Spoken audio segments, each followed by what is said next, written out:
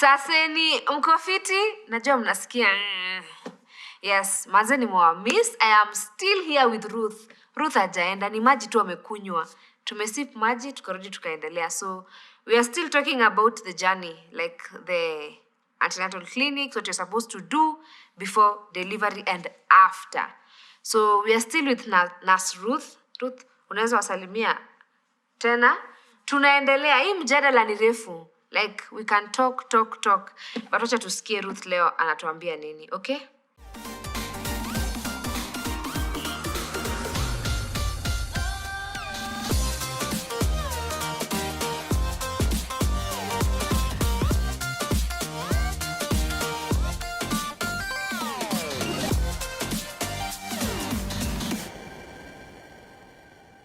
So now here we are. The baby is safe, happy. Mtoto amefika. Everybody tushasahau where we were a few minutes ago. Ile jani tulianza huko mbele ya Antenatal clinics. Umesema sasa tuko post-natal. Yes. Post-natal, we are feeding the baby. Milk is here. Mtoto ako sawa. What is the next step? Nimerudi home because now see I have delivered. I'm assuming I was in a health facility. I have delivered safe. I am back home.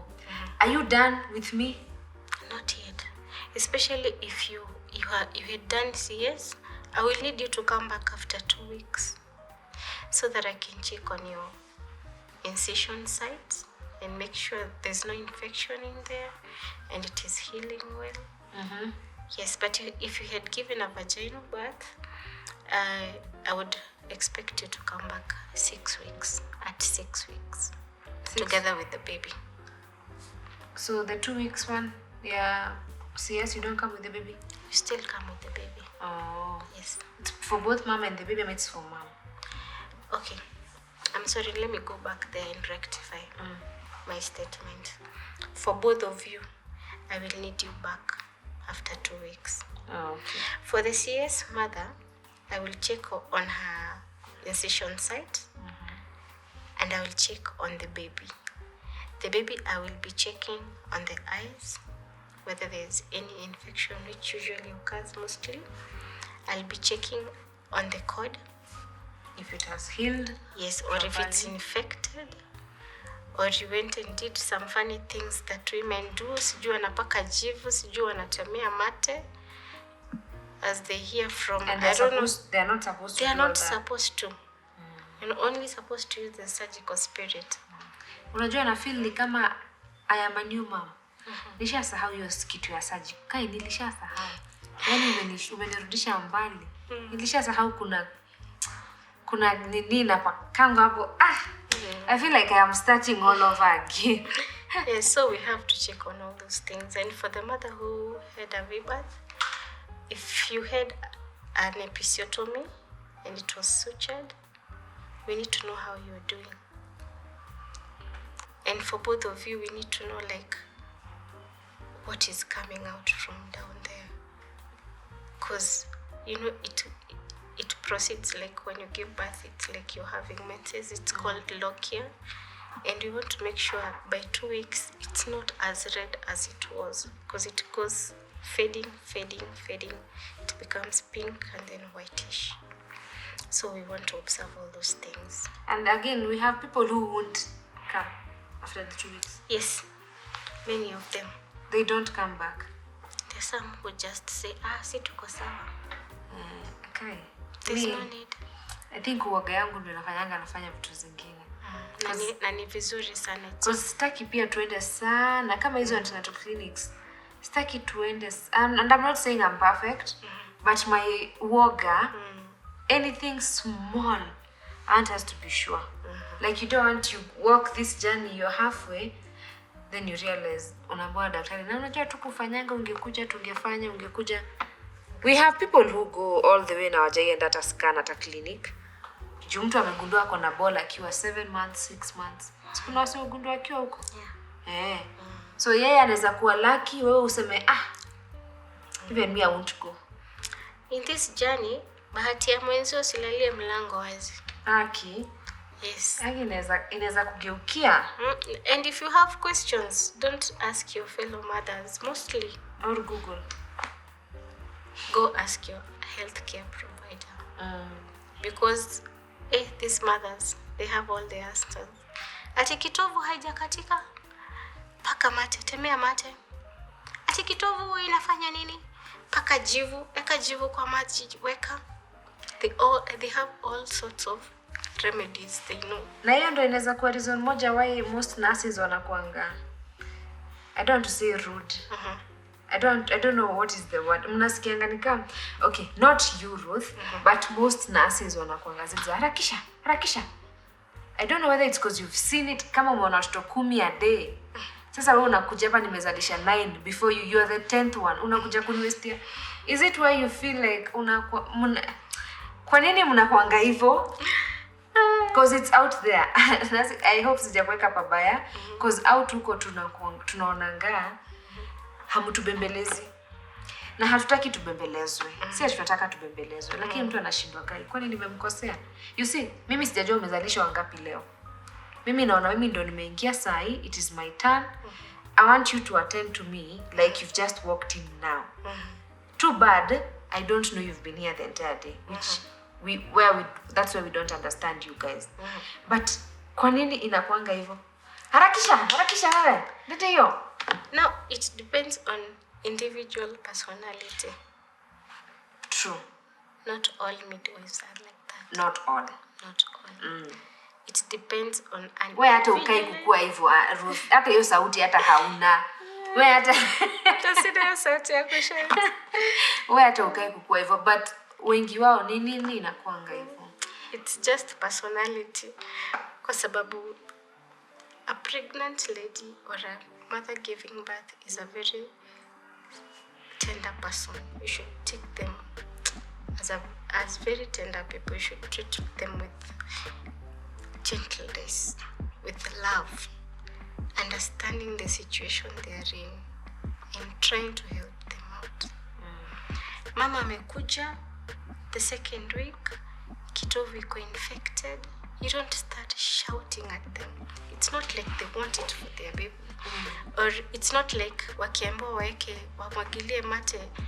They only seeking the best for their baby.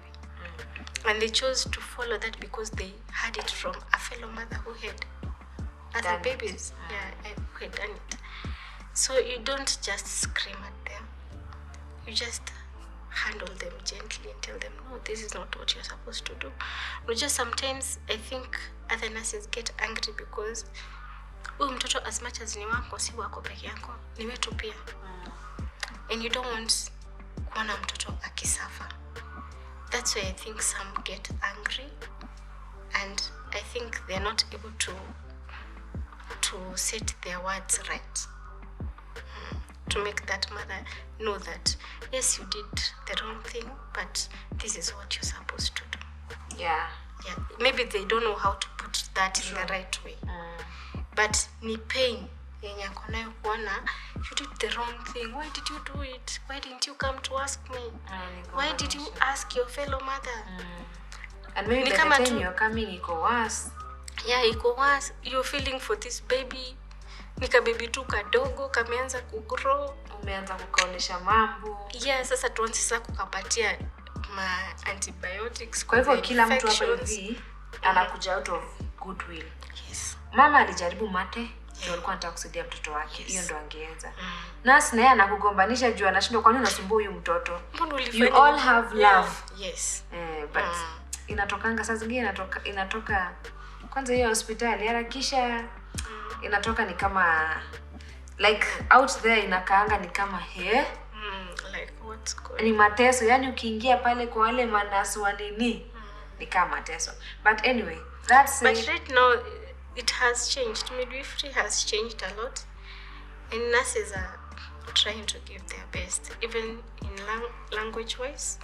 Right now I don't think they're still practicing that harshness because they're learning ways to handle these mothers in terms of language. So I don't think it's still happening right now. Now you having delivered all those many babies. Sahi kuna home birth, like people are choosing to do it from the house. Yes. Of course, due to their own known reasons, Yes. which kila mtu ana interest zake. Wewe unakwanga hosi. What do you think? How do you feel about well, huwezi waambie wasifanye, but how do you feel about it? It depends on what kind of home birth. If you're giving home birth alone, no, I don't encourage you to do so.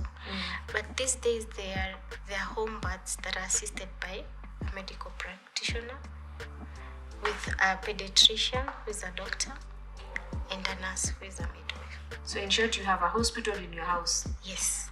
So it's just a hospital. Yes. It's called, I think, water bath. Yeah. These home baths. If they are assisted by medical practitioners, I don't have a problem with it. But kama ni ile tu ati mimi nimezoea wacha tu si nimezoea. You know, there's some women who get themselves, like who give birth by themselves. I have heard of some, but it is very risky. It's a risk you don't want to take. Okay, some have come out well, but it's a risk you don't want to take. What if a complication comes? What if the baby is not in the right position? What if you need like an emergency attention? And you are alone. And you are alone. Okay. That is a risk we don't want to So take. at least have someone who can even give a call, who can call an ambulance. Like have someone, not you alone. You should not even let that time come when you're in the house. When you're attending antenatal clinics, vizuri, you're always prepared. During the last trimester, nurse or midwife anakuambia, Mom, go arrange your bag. Get the baby's clothes in the bag. Get zile vitu zote utahitaji. Just in case, even if you're going somewhere and it's an emergency, you can call someone like, ebu niende ile bag iko pale, it has everything. Documents za hosi, nini. Kila kitu. So right now, ni rare sana upate ati you're giving birth in the house. It shouldn't happen. Because you are taught of signs of labor, of which when you see them, you should go to the hospital. For example, umeona waters zimepoa. You should not even delay or wait for the baby. Because after the waters pour, it may take some time for the baby to come out. So as soon as the water pours, because it might pour prematurely, you're supposed to go to the hospital. If you start feeling abdominal pain, lower abdominal pains radiating to the back, you should go to the hospital. When you have other signs that indicate obstetric emergencies, like severe headaches, you're swelling on the face and on the hands and on the feet. Nataka kuniambia kufura mapua ni kimbia hospitali kifura mapua. Si kufura mapua, uso. Oh. Kufura uso, yeah, na mikono mostly inamaanisha uko na condition inaitwa preeclampsia. So you are told and you are taught how to watch for danger signs. Severe headache, swelling of the face and hands. What else? Feeling pain, especially lower the ribs, on the lower ribs, like below the ribs, like mostly on your right side. Having blood vision, you're not seeing properly. Unaona ni kama unaona tumashilingi ama haoni vizuri. And that is ukiwa almost on the delivery date ama even mostly those signs develop 20 weeks after 20 weeks of gestation, because that's when that preeclampsia develops mostly. And I was surprised when it can even get someone who didn't even like. Yes, even someone who didn't have high blood pressure before. You know, it's a condition that develops. For it to be called preeclampsia, it develops during pregnancy. And most likely after the pregnancy, it stops. And the chances at the next pregnancy, it might. That's a risk factor. If you ever had it with another pregnancy, it's a risk factor. You might, but not a must. You might. get it with another pregnancy. Aki umetulia, you're calm. You're very calm. Like mimi, all these things are oh, but I love it because at the end ukishtuka sasa sisi sasa nani atasaidia mwingine? I know tutashtuka sisi wote. So the journey has been well. Mtoto amefika, we've given birth, V-birth, or either C-section, or either you're safe. The mother is safe and the baby is safe. Here comes my you've gone for the 2 weeks clinic, you've gone for the 6 weeks. Now you move to clinics za mtoi. Yes, which start at 6 weeks. So at the 2nd week, it was you and the baby. We make sure hakuna jaundice develop. We are checking on the eyes for infections and jaundice. You know, there are 2 types of jaundice. There's one that develops immediately after birth, another one like 2 weeks after birth. So you have ensured there's no jaundice At all. Kodi ya mtoto iko poa. The scar is okay for the one for the mom. Milk supply. The lochia is okay. No bleeding, no much bleeding. The baby is breastfeeding well. The mother is breastfeeding the baby in the right position, because there's a position for breastfeeding. Both the mother and the baby are okay. Now what's next? Mama akule vizuri, akunywe fluids mingi, akule if you are taking 3 meals now, you take 5 meals a day with a lot of fluids. Sasa tuendelee hivyo tukinyonyesha mpaka 6 weeks. Tuanze clinic ya mtoto. Mpaka 6 weeks. Yes. Then tuanze clinic. Yes. Yo yenye again we're supposed to go there to how many years? 2? 5.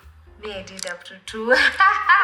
Nimejisema. Yeah, umejisema. So that means you missed vitamin A. Si boosters. Hizo zingine boosters by 1.5 zimeisha za government. Zile za gava zimeisha. Zimeisha. Hata booster ya 1.5 years zimeisha. Sasa ni vitamin A. Tunakula vitamin A every 6 months. 2, 2.5, 3, 3.5 until 5 years. Sasa tunaweza rudi to backdate. Ama sasa hakuna sasa ataenda kukunywa 2.5 ama atakunywa 5 years. Sasa kama umepita hizo zote tumpe zote at once. Haiwezi. Hata haiwezi. So because it's also very very tricky for vitamin A. But now I can go and have it. Hajapata any. Okay. And sitaki hata kusema juu labda alipelekwa na babake akapata. But siko sure. Okay. So if you're not sure still, we give. Like for example, you're a mother, umekuja na katotoka kadogo kaleta clinic and you have another one mwenye naona hata hajafikisha 5 years, I will ask you. Huyu bado unamleta apate vitamin A. Those are the things we call missed opportunity. Ukipata missed opportunity as a nurse, you fix it. Kama unaona huyu mtoto umeuliza na unasikia hakupata, you tell the parent, unajua nafaa kupata. Most of them don't know. I also don't know. So you let them know that they are supposed to have it every 6 months and you give. Immediately you realize they have not taken, give. And then tell them 6 months after, come for another one. Yes. Until this baby is 5 years old. So now there is a question that we ask ourselves. Yes. Mara mingi. So like me, this is my second baby. The first one was a CS delivery. So the second one, well, I don't know how it goes. It can go either that way or the other way. Yes. Depending on how I want it, or not exactly on how you want it. It also depends on the separation period. If I want elective, I can want it. You can want it, yes. But it will depend pia na wapi umeenda. Yeah, so depending in nini hizo factors there, because that's a question I'm getting a lot. Like because there are those who want to try the second one. Like mine was an emergency. Okay. Meaning the first one I didn't want. Yeah.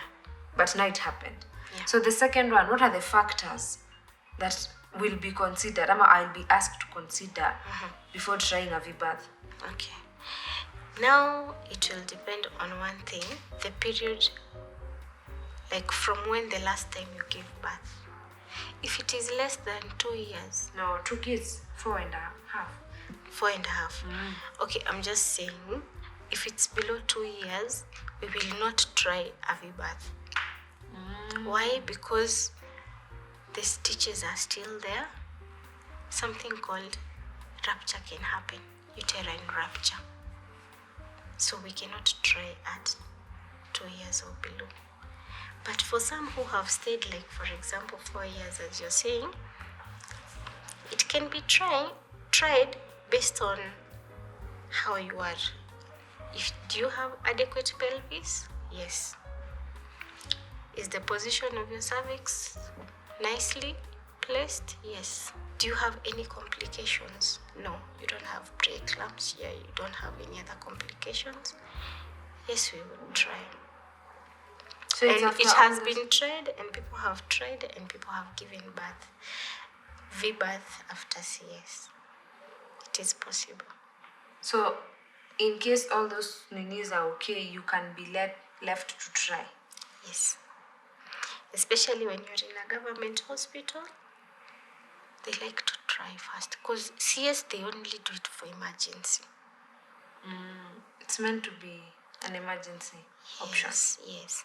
If you have all these things and you don't have a very big baby, which can also make us not to try a scar, if you don't have all these things, they usually try.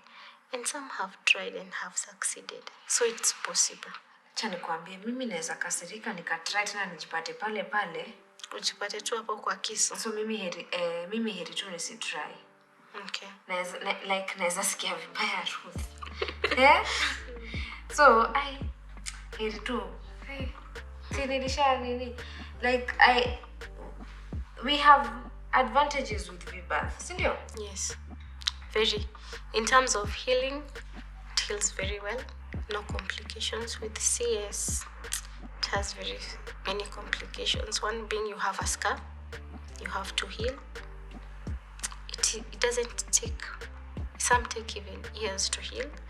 Okay, you have a scar, you may heal, but kuna kazi hauwezi fanya, kuna kazi unaweza fanya usikie ouch. Mgongo. Mgongo. Na hiyo scar bado ndo watakata tu tena mara ya pili ama they move to a different place. Hapo. So meaning like the second time it might take longer. Not longer. It will take shorter. It's still the same. Oh, there's but no a little bit longer because they have to. Too. Yeah.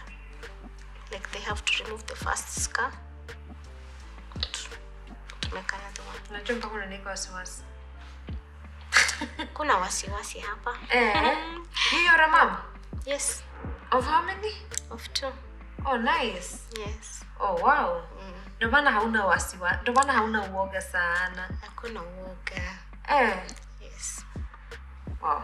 So, if all those factors, the baby is not big, over 2 years, you can be left to try. Yes. But if you want, that is if there are no complications, you can be left to try. But if you don't want to try, it's okay. At the end of the day, you want a safe mom and a safe baby. Yes. Not the mode of delivery. Yes. I think that is what I love most. Yes. At the end of the day, we want a safe baby and a safe mom. A safe baby and safe mother. But after all is said and done, hata ikirudiwa ni hiyo tu story ya healing time. Yes. The rest is the same. Yes. 4th trimester tunaingia tu sisi wote. Yes. Yeah, so at the end of the day, a safe baby, a safe mother. At least umetuambia it is important to go and visit your doc. Yes. Like hatuko, well, I'm sure kuna msee hapo anajua importance. Hapo anajua hizo vitu mkipimwa. Like there's a lot that happens before tufike ku deliver. Yes. Yeah, so thank you Ruth. Yes. Sijui unaweza kuambia nini kwa mama kama sisi wenye tunakaribia hapo. Kanungo ni ile ile. Unajua bado watu waambia watu mchezo ni ule. Kanungo ni ile ile. Sijui unaweza kutuambia nini. Bas There's nothing that changes much. Every pregnancy is unique and different in its own way. Just take it as it comes. If you develop diabetes or hypertension during pregnancy, don't worry. It will go away, and you hope for the best for the coming pregnancies. And then if you are a HIV mother, don't worry about getting pregnant. Usually these days there are better methods to prevent transmission. You can have safe pregnancy and get a negative baby. So no worries, don't get scared of getting pregnant because you're HIV positive. And to all the other mothers, just attend your clinics. At least do 8 in a pregnancy and all will be well. Like for you, you're supposed to have a kit already. A kit? Yes, when you're in the last trimester, you're supposed to be carrying a kit. If you have not been told, What is that? that has a pair of sterile gloves, that has Razor, a razor, a needle, a needle, a cord clamp. A needle is not a must, Peg. but tutatembea na pegs. a si peg ile ya kawaida. There's a cord clamp. You'd rather have a string. For those who cannot get a cord clamp, get a string and have it in your bags. If you know you're in the last trimester, anything can happen anywhere. Mimi kama midwife tumekutana nawe kwa bus and it's time to have a baby. If you have those things in the bag, I can help you. If you At don't, any point. Kama hauna sasa tutasaidiana aje. It's good tukae tukiwa prepared. Especially in this era. Watu wanajua kujipanga. So we get ready. my mom anashinanga akiniambia usiwache leso. Exactly. That's another very important thing. Hiyo ndo ananiambianga wewe beba leso. Like during this period kama kuna kitu kumbuka sana ni leso. Ni leso. Beba leso. Now you see for us tunanga I have 3 months, manzi. I have a lot of time.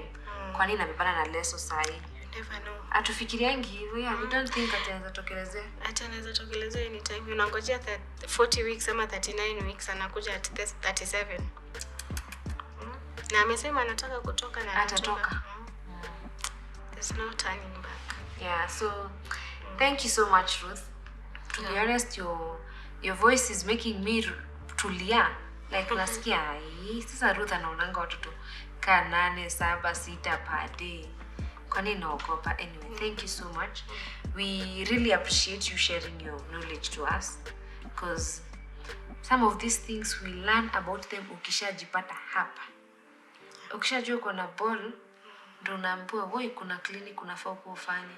Ukishaenda hiyo clinic ndo unafaa uambiwe wewe unafaa kuwa unaongeza weight, unafaa kuwa unakula, unafaa kumeza supplements, things that coming in when you're there. You see when you're already there ndo unaanza kudungwa tetanus, ndo unaanza kuulizwa maswali za blood group.